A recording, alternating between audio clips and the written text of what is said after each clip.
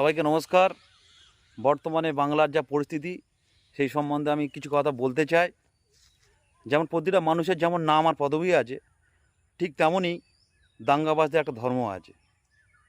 আর এই ধর্মকে নিয়ে চলছে নোংরা রাজনীতি, বিজনেস, তোষণ, জিহাদ, সরকারি সম্পত্তি লণ্ডভণ্ড, লুটপাট। আর এদের বলি কারা হচ্ছে?